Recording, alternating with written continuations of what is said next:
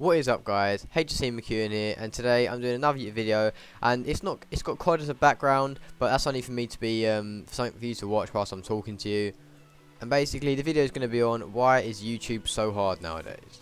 I'm just going to be talking about a few things I think make YouTube a lot harder for people who are just starting and people who are even at the sort of top of the YouTube scale.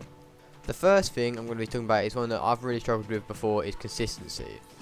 When you do YouTube, one thing that everyone who watches your videos wants to see is like a video a day, because obviously if they like you, they want to see as much of your content as possible without it being too much, and a video a day is what they sort of want to see and what a lot of YouTubers do. But obviously a lot of YouTubers who do it now start when they're at school, and a lot of people want to start in school, because obviously if you're sort of like 19, 20 and you're starting YouTube, then you're not going to really have that platform to like work at, because obviously you're going to have to get a job and you're going to have to build from obviously a later age, and obviously by the time you actually get anywhere you might already be 24, which obviously some people don't really want. You want to be in a sort of a stable job by then, not like still clutching at straws on YouTube.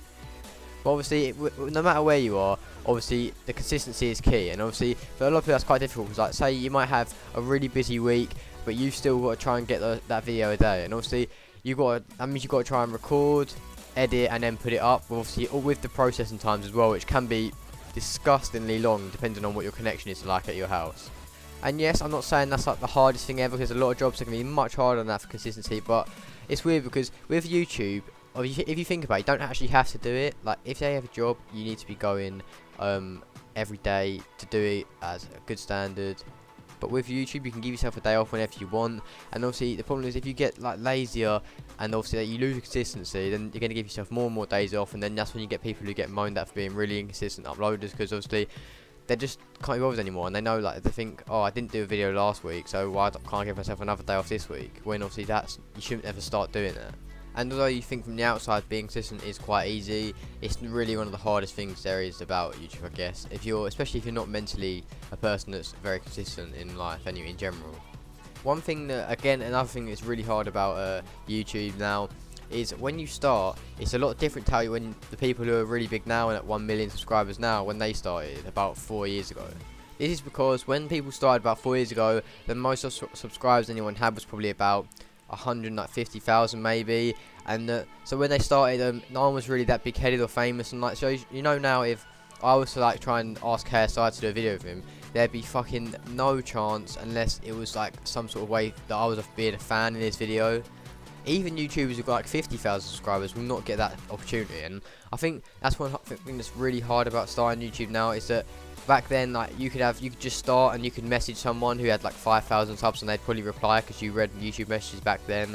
But obviously now everyone's kind of a bit more big-headed and wants to stay away from people who are lower than them, because obviously all people want to do is make their channel bigger. So like you want to kind of stick to people who have got more subscribers rather than people who have less subscribers.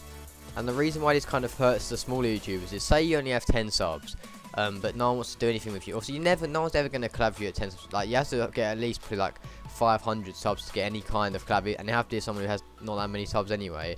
But the problem with it is that you don't want to really be making like 5 videos a week if you only have 10 subs, do you? You want to kind of hope that you can make like a few funny ones and you'll keep gaining, and then you'll kind of get into it more. And obviously, that's how it worked back then. Like nobody made like a video a day in like 2010 when like PewDiePie was getting famous and people like that, and KSI.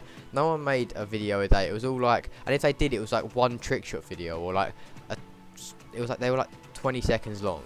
And I know this sounds like I'm kind of hitting on them people who are doing well on YouTube now, but I'm not doing that at all. Basically, back then YouTube was a lot more simpler, and this is another thing that I'll move on to another point now, is that with YouTube videos now, the YouTubers at the top, their video quality is so good now. Like, the camera's immaculate.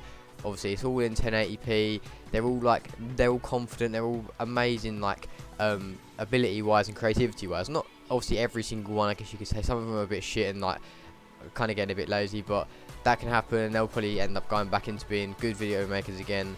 But obviously, if you think about it, when they first made their channels at 10 subscribers, 100 subscribers, even 1,000 subscribers, their videos probably weren't that good. Like, I remember watching KSI done like a video for like 100 subs on like MW2, and it was just literally him just playing COD with a really shit camera, him just talking like not that quite loudly, and then you also got people who watch their old videos, and they're not always that good. Like, some of them are quite funny just to watch, just for like they're embarrassing, but they're not always that good quality. And I think, say I had done a video like that now, no one would care. Like, it wouldn't get any views or anything, because unless it was embarrassing, no one would give a shit.